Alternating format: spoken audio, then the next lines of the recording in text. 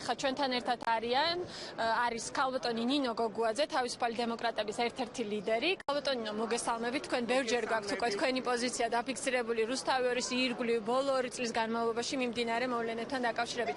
თუმცა დღეს, როდესაც არის გადამწყვეტი მომენტი, ალბათ ბოლო ინსტანციამ უნდა მიიღოს საბოლოო გადაწყვეტილება. როგორია მოლოდინი თქვენი ამასთან დაკავშირებით? რა თქმა უნდა, მე ბევრჯერ მაქვს დაფიქსირებული ჩემი პოზიცია რუსთავთან დაკავშირებული. ეს პროცესი დაიწყო მაშინ, როდესაც მე ვიყავი უმრავლესობის წევრი და ამიტომ ძალიან კარგად შიგნიდან ვიცი, რომ ეს არის პოლიტიკური პროცესი და სწორედ ხელისუფლება წარმართავს ამ პროცესს. ამიტომ არასოდეს ეჭვი არ მეპარებოდა, რომ აქ არანაირ სამართლებრივ დავასთან საქმე არ ქონდა. დიახ, ეს არის ხელისუფლების ბრძოლა მისგან დამოუკიდებელი მედიის წინააღმდეგ და ეს არის ძალიან ცუდი. ეს არის ის, რის წინააღმდეგაც ამდენი ხანი ვიბრძოდით საქართველოს მოქალაქეები, ვიბრძოდით სიტყვის თავისუფლებისთვის. დიახ, როდესაც ხელისუფლება გრძალავს მისთვის მიუღებელ აზრს, მის კრიტიკულ აზრს, მაშინ ხელისუფლება მიდის ტოტალიტარიზმისკენ, რადგან კრიტიკული აზრის გარეშე ჩვენ ვიცით, რომ არის მხოლოდ ერთი პარტია, არის მხოლოდ ერთი აზრი, არის მხოლოდ ერთი ტელევიზია, რა მნიშვნელობა აქვს რამდენი სახით გავა იგი ტელევიზიაში, სხვადასხვა არხების სახით და ეს არის ტოტალიტარული, ავტორიტარული სახელმწიფო. ამიტომ ვამბობთ ჩვენ, რომ რუსთავი 2 მოგწონს შენ, თუ არ მოგწონს, არის კრიტიკული არხი და დიახ, კრიტიკული არხის ყოფნაზეა დამოკიდებული ქვეყნის დემოკრატიული განვითარება. ამიტომ ჩვენ თავისუფალი დემოკრატები სწორედ ისე როგორც ნაციონალების დროს ვიცავდით იმედს და ვუპირისპირდებოდით იმედის დახურვას, იმიტომ რომ მიშას არ მოსწონდა, იმიტომ დაიხურა იმედი. ეხლა როდესაც ჩემი ბევრი თანამებრძოლი მეუბნება, რომ დიახ, რუსთავი 2 კარგია რომ დაიხუროს, რა განსხვავებაა თქვენსა და მაშინდელ ხელისუფლებას შორის? იმიტომ ვიბრძოდით, რომ ეხლა თქვენ რომელი არხიც არ მოგწონთ, ის უნდა დაიხუროს, მაშინ არანაირი პრინციპებისთვის, ღირებულებებისთვის და სახელმწიფოს განვითარებისთვის ჩვენ არ გვიბრძოლია, ჩვენ გვიბრძოლია კონკრეტული ადამიანების ინტერესებისთვის და არა პრინციპებისთვის და ეს არის ძალიან ცუდი. ამიტომ ჩვენ თავისუფალი დემოკრატები ყოველთვის ვიყავით პრინციპების, ღირებულებების, დემოკრატიის, თავისუფლების სადარაჯოზე. დღეს აქ უზენაესი სასამართლოს მოსამართლეებზე გადის.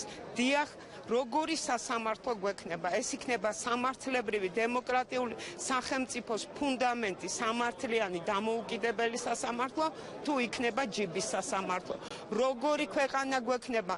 სადაც იქნება მრავალფეროვნება, სხვადასხვა აზრი, აზრში შეჯიბრი კონკურენცია თავისუფალი აზრის, თუ იქნება დახშული სივრცე და ტოტალიტარული სახელმწიფო.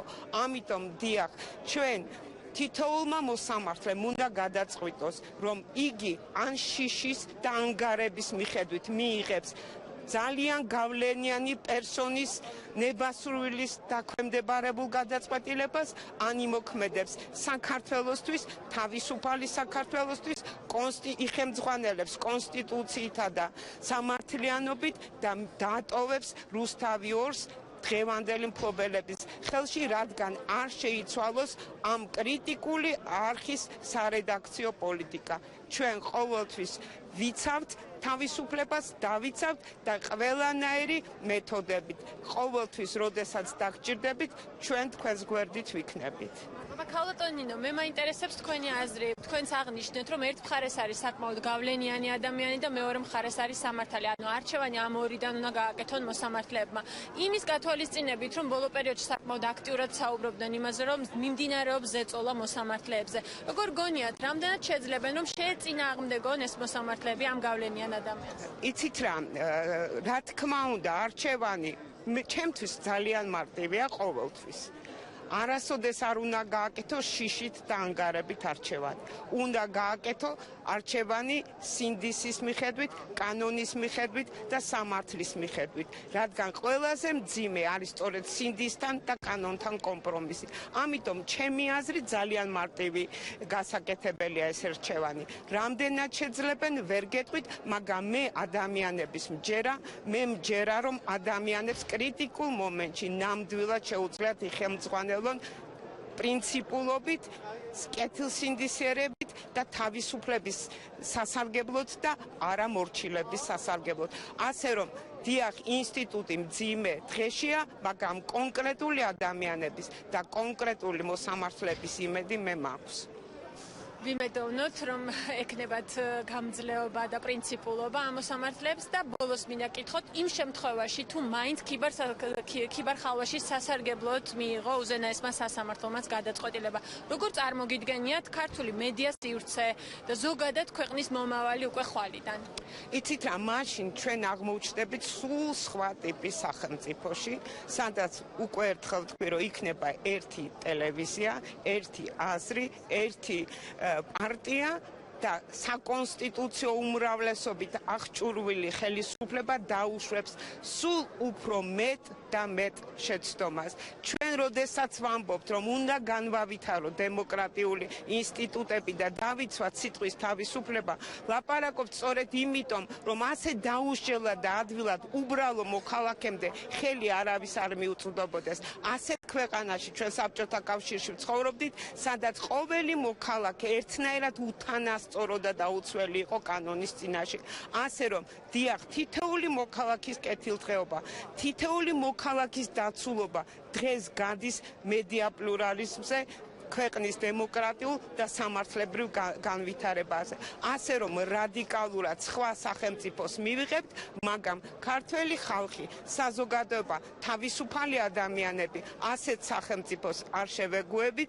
ჩვენ საბჭოთა კავშირი გვაქვს გამოვლილი, ჩვენ ბევრი სხვა ასეთივე მოძალადე ხელისუფლება გვაქვს გამოვლილი, ასე რომ ბრძოლა თავისუფლებისთვის გაგრძელდება და მოძალადე ხელისუფლების დამარცხებით დასრულდება აუცილებლად. დიდი მადლობა.